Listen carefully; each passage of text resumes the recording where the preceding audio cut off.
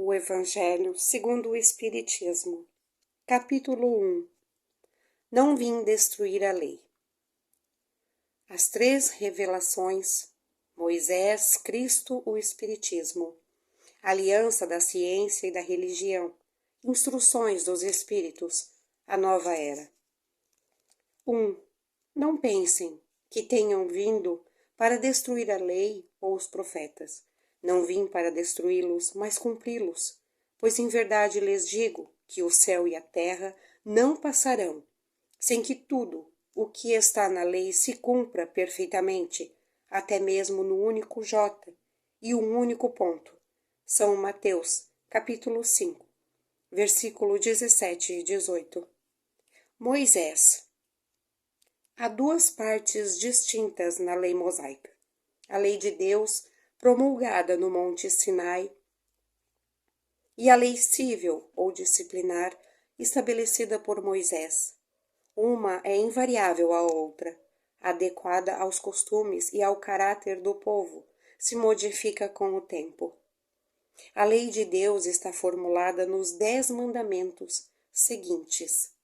Primeiro, eu sou o Senhor seu Deus, que o tirou do Egito, da casa da servidão. Não terão outros deuses estranhos perante mim. Não farão imagem esculpida, nem figura alguma de tudo o que está nos altos dos céus e aqui embaixo na terra. Nem tudo o que está nas águas sob a terra, nem os adorarão e não lhes prestarão culto soberano. Segundo, não tomarão em vão o nome do Senhor, seu Deus. Terceiro, lembrem-se de santificar o dia de sábado. Quarto, honrem seu pai e sua mãe, a fim de viverem longo tempo na terra que o Senhor Deus lhes dá. Quinto, não matarão. Sexto, não cometerão adultério. Sétimo, não roubarão. Oitavo, não prestarão falso testemunho contra o próximo. Nono, não desejarão a mulher de seu próximo. Décimo, não cobiçarão a casa de seu próximo, nem seu servo, nem sua serva, nem seu boi, nem seu asno, nem qualquer uma de todas as coisas que lhes pertencem. Essa lei é a de todos os tempos e de todos os países, e por isso mesmo tem um caráter divino. Todas as outras são leis estabelecidas por Moisés, obrigado a conter pelo temor um povo naturalmente turbulento e indisciplinado, no qual tinha de combater abusos arraigados e preconceito adquiridos durante a escravidão do Egito.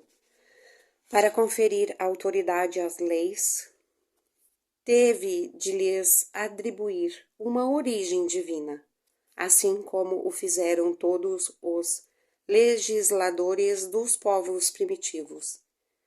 A autoridade do homem devia se apoiar na autoridade de Deus. Mas só a ideia de um Deus terrível podia impressionar homens ignorantes, nos quais o senso moral e o sentido de uma refinada justiça eram ainda pouco desenvolvidos. É de todo evidente que aquele que havia incluído em seus mandamentos não matarás, não causarás dano a teu próximo, não poderia se contradizer, fazendo da exterminação um dever. As leis mosaicas, propriamente ditas, tinham, portanto, um caráter essencialmente transitório. Cristo, Jesus, não veio destruir a lei, isto é, a lei de Deus. Veio cumpri-la, ou seja, desenvolvê-la, dar-lhe seu verdadeiro sentido e adequá-la ao grau de desenvolvimento dos homens. É por isso que se encontra nessa lei o princípio dos deveres para com Deus e para com o próximo, que constitui a base da sua doutrina. Quanto às leis de Moisés propriamente ditas, ele, Ao contrário, as modificou profundamente, dando, na substância como na forma, combateu com vigor o abuso das práticas exteriores e as falsas interpretações, e não podia imprimir-lhes reforma mais radical do que, reduzindo-as a essas palavras, amar a Deus acima de todas as coisas, e a seu próprio como a si mesmo, acrescentando: aí estão toda a lei e os profetas. Com essas palavras, o céu e a terra não passarão sem que tudo seja cumprido, até o último jota. Jesus quis dizer que era necessário que a lei de Deus tivesse seu cumprimento, isto é, fosse praticada em toda a terra, em toda a sua pureza, com todos os seus desdobramentos e todas as suas consequências. De fato, de que serviria ter estabelecido essa lei, se os homens, como filhos de Deus, são sem distinção objeto de uma mesma solicitude? Mas o papel de Jesus não foi o de um simples legislador moralista, sem outra autoridade, a não ser sua palavra. Veio para cumprir as profecias que havia anunciado sua vinda. Sua autoridade provinha da natureza excepcional de seu espírito e de sua missão divina. Veio ensinar aos homens que a verdadeira vida não está na terra, mas no reino dos céus. Veio ensinar-lhe o caminho que conduz a esse reino, os meios de reconciliar com Deus e preveni-los sobre o andamento das coisas para a realização dos destinos humanos. Não disse tudo, porém, e sobre muitos pontos se limitou a lançar o verme de verdades que ele próprio declara que não podiam ainda ser compreendidas. Falou de tudo, mas em termos mais ou menos explicativos. Para captar o sentido oculto de certas palavras, era necessário que novas ideias e novos conhecimentos fornecessem a chave, e essas ideias não podiam surgir antes de certo grau de maturidade do espírito humano. A ciência deveria contribuir poderosamente para a eclosão e o desenvolvimento dessas ideias. Era necessário, portanto, dar à ciência o tempo para progredir. O Espiritismo. O Espiritismo é a ciência nova que vem revelar aos homens, por meio de provas irrecusáveis, a existência e a natureza do mundo espiritual e suas relações com o mundo corporal. Ele o mostra a nós não mais como coisa sobrenatural, mas ao contrário, como uma das formas vivas e sem cessar atuantes da natureza, como a fonte de uma multidão de fenômenos até então incompreendidos, relegados, por essa razão, ao domínio do fanatismo e do maravilhoso.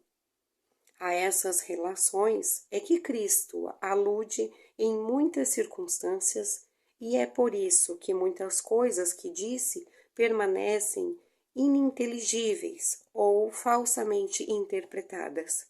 O Espiritismo é a chave com o auxílio da qual tudo é explicado com facilidade. A lei do Antigo Testamento é personificada em Moisés. A do Novo Testamento é em Cristo. O Espiritismo é a terceira revelação da lei de Deus, mas não é personalizado em nenhum indivíduo, porque é fruto do ensinamento dado, não por um homem, mas pelos Espíritos, que são as vozes dos céus, difundidas em todos os pontos da terra, por uma multidão inumerável de intermediários. É, de certo modo, um ser coletivo, compreendendo o conjunto dos seres do mundo espiritual. cada um dos quais vem trazer o tributo de suas luzes para dar a conhecer aos homens este mundo e a sorte que nele o espera. Assim como Jesus Cristo disse, não vim destruir a lei, mas cumpri-la, o Espiritismo diz igualmente, não venho destruir a lei cristã, mas cumpri-la. Não ensina nada de contrário ao que Cristo ensinou, mas desenvolve, completa e explica, em termos claros para todos, o que havia sido dito apenas sob forma alegórica. Vem cumprir, nos tempos preditos, o que Cristo anunciou e preparar a realização das coisas futuras. Ele é, portanto, obra de Cristo, que ele próprio preside, como igualmente o anunciou, a regeneração que se opera e prepara o reino de Deus na terra. Aliança da ciência e da religião. A ciência e a religião são as duas alavancas da inteligência humana. Uma revela as leis do mundo material e a outra as do mundo moral, mas umas e outras dessas leis, tendo o mesmo princípio que é Deus, não podem se contradizer. Se fossem a negação uma da outra, uma necessariamente estaria no erro e a outra com a razão, pois Deus não pode querer destruir sua própria obra. A incompatibilidade que se julgou constatar entre essas duas ordens de ideias provém de uma falha de observação e excessivo exclusivismo de parte e de outra. Disso decorre um conflito que deu origem à incredulidade e à intolerância. Chegaram os tempos em que os ensinamentos de Cristo devem receber seu complemento, tempos em que o véu intencionalmente lançado sobre algumas partes desse ensinamento deve ser levantado, em que a ciência, deixando de ser exclusivamente materialista, deve levar em conta o elemento espiritual e em que a religião, deixando de ignorar as leis orgânicas e imutáveis da matéria, essas duas foram apoiando-se uma na outra e caminhando juntas. Se prestaram mútuo auxílio. Então, a religião não mais desmentia pela ciência deverá adquirir um poder inabalável, porque estará de acordo com a razão e porque não se poderá mais opor-lhe a irresistível lógica dos fatos. A ciência e a religião não puderam entender-se até hoje porque cada uma, encarando as coisas de seu ponto de vista exclusivo, se repeliam mutuamente.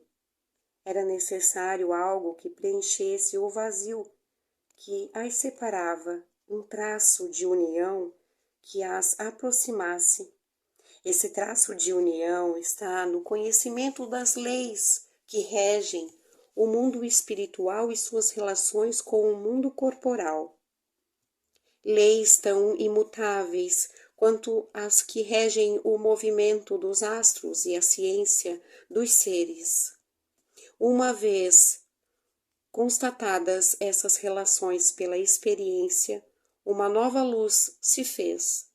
A fé se dirigiu à razão. A razão nada encontrou de ilógico na fé, e o materialismo foi vencido. Mas nisso, como em todas as coisas, há pessoas que ficam para trás, até que sejam arrastadas pelo movimento geral que as esmaga. Se quiserem resistir em vez de se entregar-se a ele, é toda uma revolução moral que esse momento se opera e trabalha os espíritos. Após ter se elaborado durante mais de 18 séculos, chega à sua plena realização e vai marcar uma nova era na humanidade. As consequências dessa evolução são fáceis de prever. Devem acarretar nas relações sociais inevitáveis modificações, às quais ninguém terá o direito de se opor, porque elas estão nos desígnios de Deus e derivam da lei do progresso, que é uma lei de Deus. Instruções dos Espíritos. A nova era. Deus é único de Moisés e é o Espírito que Deus enviou em missão para torná-lo conhecido, não somente dos hebreus, mas também dos povos pagãos. O povo hebreu foi o instrumento de Deus, se serviu para fazer sua revelação por meio de Moisés e dos profetas, e as vicissitudes desse povo ocorriam para impressionar os olhos e fazer cair o véu que ocultava aos homens a divindade. Os mandamentos de Deus, dados por meio de Moisés, contêm o germe da mais ampla moral cristã. Os comentários da Bíblia restringem o sentido porque pratica em toda a sua pureza. Não teria sido compreendida então, mas os 10 mandamentos de Deus não deixavam de ser o frontispício brilhante, o farol que devia iluminar a humanidade no caminho que tinha de percorrer. A moral ensinada por Moisés era apropriada ao estado de adiantamento em que se encontravam os povos que ela se propunha regenerar, e esses povos semi-selvagens, quanto ao aperfeiçoamento de sua alma, não teriam compreendido que se pudesse adorar a Deus de todo modo, que não por meio dos holocaustos, nem que se devesse perdoar a um inimigo. Sua inteligência notável, do ponto de vista da matéria e mesmo daquele das artes e das ciências, era muito atrasada em moralidade, e não se teria convertido sob o domínio de uma religião inteiramente espiritual. Era-lhes necessário uma representação semimaterial, como a oferecia então a religião hebraica. Desse modo, os holocaustos falaram a seus sentidos, enquanto a ideia de Deus lhes falava ao espírito. Cristo foi o criador da moral mais pura, mais sublime, da moral evangélica cristã, que deve renovar o mundo, aproximar os homens e torná-los irmãos, que deve fazer brotar de todos os corações humanos a caridade e o amor ao próximo, e criar entre todos os homens uma solidariedade comum, de uma moral, enfim, que deve transformar a terra e fazer dela uma morada para espíritos superiores aos que hoje a habitam. É a lei do progresso a que a natureza está submetida que se cumpre, e o Espiritismo é a alavanca de que Deus se serve para fazer a humanidade avançar. Chegaram os tempos em que as ideias morais devem se desenvolver para realizar os progressos que estão nos desígnios de Deus. Devem seguir o mesmo caminho que as ideias de liberdade percorrem e que eram suas precursoras. Não se deve acreditar, porém, que esse desenvolvimento se realizará sem lutas. Não essas ideias necessitam, para atingir a maturidade, de abalos e discussões, a fim de atrair a atenção das massas. Uma vez fixada a atenção, a beleza e a santidade da moral tocarão os espíritos que estão se apegando a uma ciência que lhes dá a chave da vida futura e lhes abre as portas da felicidade eterna. Foi Moisés que abriu o caminho. Jesus continuou a obra. O Espiritismo a concluirá. Um espírito israelita, 1961. Um dia, Deus, em sua inesgotável caridade, permitiu ao homem ver a verdade através das trevas. Esse dia, o do advento de Cristo. Depois da luz viva, as trevas voltaram. O mundo, após alternativas de verdade e de obscuridade, se perdia novamente. Então, semelhantes aos profetas do Antigo Testamento, os espíritos se puseram a falar e a advertir o mundo. Está abalando em seus fundamentos, o trovão ecoará, sejam firmes.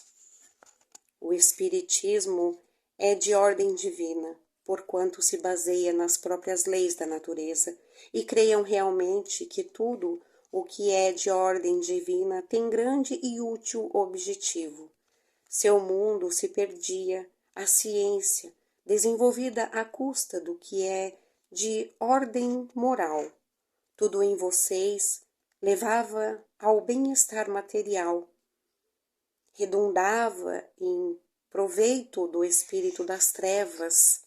Como sabem cristãos, o coração e o amor devem caminhar unidos à ciência. O reino de Cristo há, depois de 18 séculos, e apesar do sangue de tantos mártires, ainda não veio. Cristãos, voltem para o Mestre, que quer salvá-los. Tudo é fácil para aquele que crê e ama. O amor o enche de inefável alegria. Sim, meus filhos, o mundo está abalado. Os bons espíritos o dizem repetidamente. Dobrem-se ao vento, precursor da tempestade, a fim de que não serem derrubados. Isto é, preparem-se. Não imitem as virgens loucas que foram apanhadas para desprevenidas a chegada do esposo. A revolução que está por vir é antes moral que material.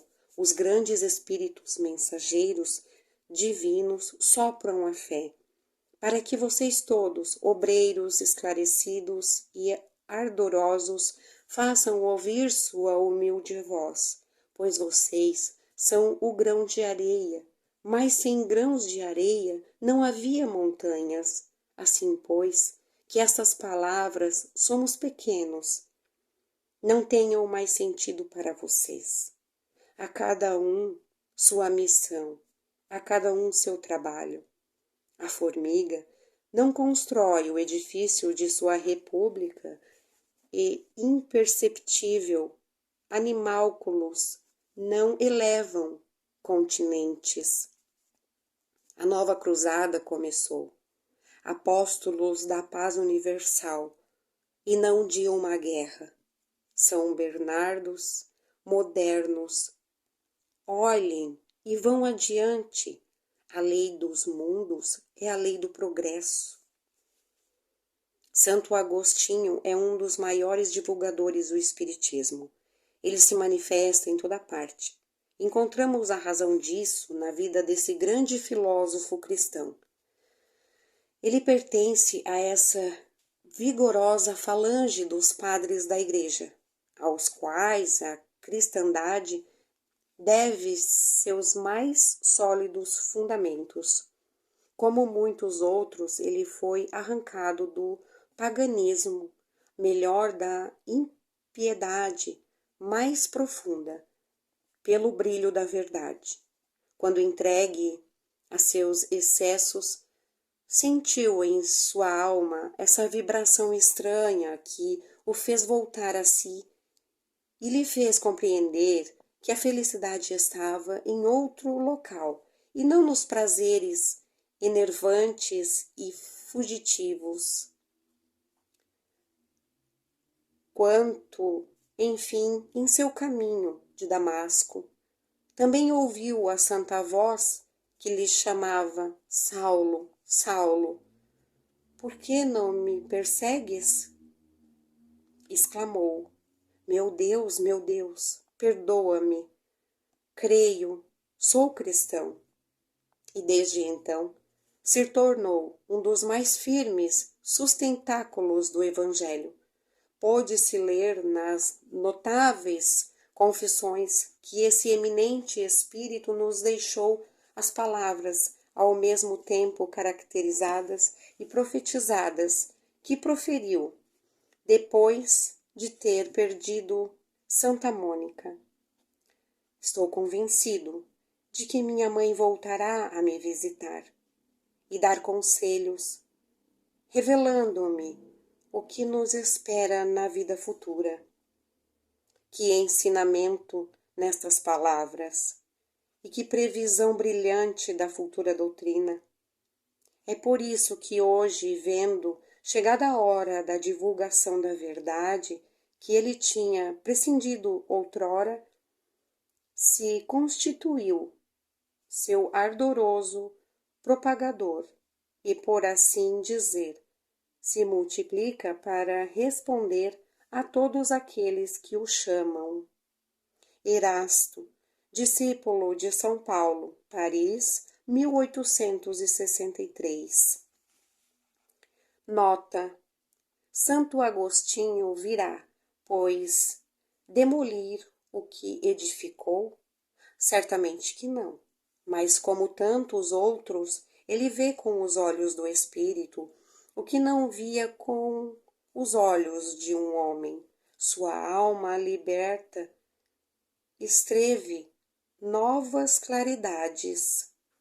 Compreende o que antes não compreendia. Novas ideias lhes revelam o sentido verdadeiro de algumas máximas. Na terra julgava as coisas segundo os conhecimentos que possuía. Mas quando uma nova luz apareceu para ele, pôde julgá-las mais sensatamente. Assim é que teve de abandonar sua crença referente aos espíritos incumbidos e sucubos e o anatema que havia lançado contra a teoria dos antípodas. Agora, o cristianismo lhe aparece em toda a sua natureza. Pode, em certos pontos, pensar de modo diverso do que pensava durante a sua vida, sem deixar de ser o apóstolo cristão. Pode, sem renegar sua fé, tornar-se o propagador do espiritismo, porque vê o cumprimento das coisas preditas. Proclamando-o hoje, nada mais faz do que conduzir-nos a uma interpretação mais sábia e mais lógica dos textos. O mesmo ocorre com outros espíritos que se encontram em posição análoga